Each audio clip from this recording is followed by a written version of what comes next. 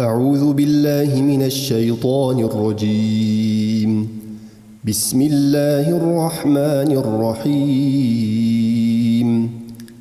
إذا زلزلت الأرض زلزالها وأخرجت الأرض أثقالها وقال الإنسان ما لها يومئذ تحدث أخبارها بأن ربك أوحى لها يومئذ يصدر الناس أشتاتا ليروا أعمالهم فمن يعمل مثقال ذرة خيرا يره ومن يعمل مثقال ذرة شرا يره.